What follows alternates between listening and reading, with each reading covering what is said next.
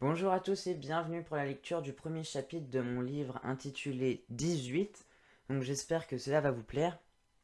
Je vous rappelle que vous pouvez, suite à la lecture, à la fin de la vidéo, vous pouvez proposer des suites à l'histoire pour le prochain chapitre.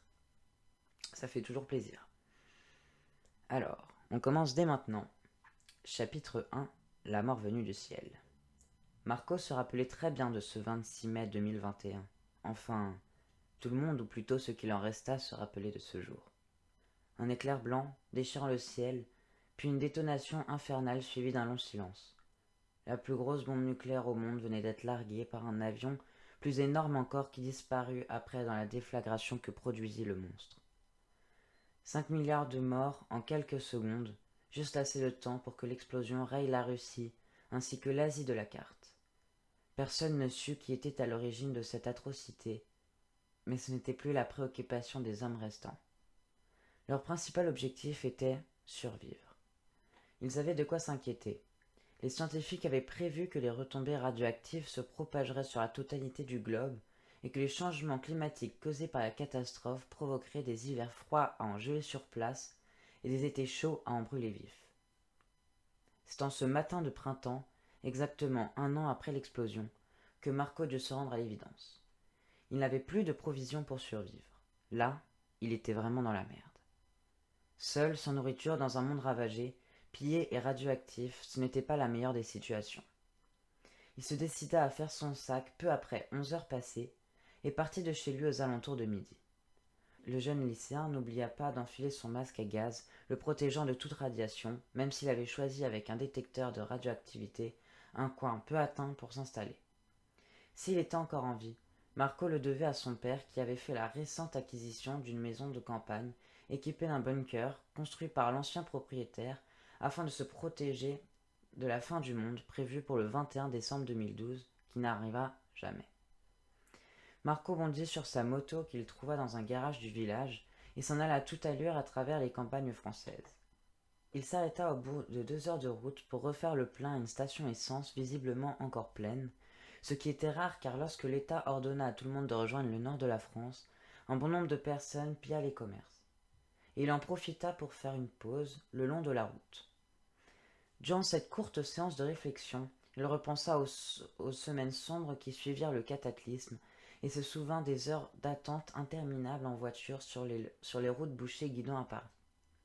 Il se remémora aussi son souvenir le plus atroce qui le hantait depuis qu'il se réveilla dans son véhicule, accompagné des corps de ses parents inanimés, les narines emplies de sang qui n'était qu'un exemple parmi plein d'autres sur l'immensité de la route sinistre.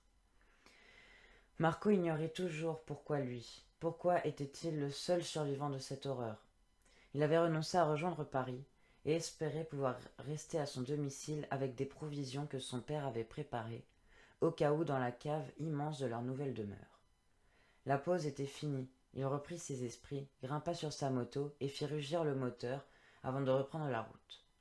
Le jeune motard décida de repartir vers l'ouest afin de gagner les côtes aquitaines. Après tout, c'était peut-être l'apocalypse, mais une vue sur la mer n'est jamais de refus. Durant le long trajet, il grignota quelques barres de céréales qu'il dénicha à la station-service lors de son arrêt. Elles étaient périmées depuis 4 mois, mais avaient encore cette délicieuse odeur de chocolat. Vers 18 heures, Marco perçut des sons claquants qui se démarquaient faiblement des rugissements de la bécane. Des coups de feu. Il n'en croyait pas ses oreilles, et pensait rêver. Finalement, n'était-il peut-être pas le seul? L'espoir fut tellement nouveau et tellement enivrant qu'il en accéléra en direction des bruits sans se soucier de ce qui pourrait lui arriver. Mais de toute façon, avant de partir de chez lui, il prit soin de prendre les 2 armes à feu appartenant autrefois à son père qu'il trouva dans un tiroir défendu d'accès au grenier. Malgré sa joie, il restait quand même sur ses gardes. Fin du chapitre 1. Voilà, eh bien, j'espère que ça vous a plu. Bon, c'est le début. Et je sais que c'est un style assez particulier, donc ça va peut-être pas plaire à tous. Ça, j'en suis conscient. Il peut y avoir des fautes de français. Enfin, j'espère pas parce que je me suis quand même relu. Euh, voilà, donc vous pouvez proposer la suite, hein, comme je l'avais dit dans la vidéo d'avant, pour le chapitre 2. il est toujours en rédaction et donc c'est tout à fait possible de pouvoir interagir. Que dire d'autre? Oui, donc vous pouvez partager la vidéo sur Twitter parce que moi ça me ferait vraiment plaisir. Après vous faites ce que vous voulez, je vais pas vous forcer non plus. Pour ce qui est du livre, si vous voulez la version écrite, je sais pas du tout en fait ce que vous voulez. Je trouvais ça bien de pouvoir lire, donc après vous pouvez dire ce que vous pensez de la série.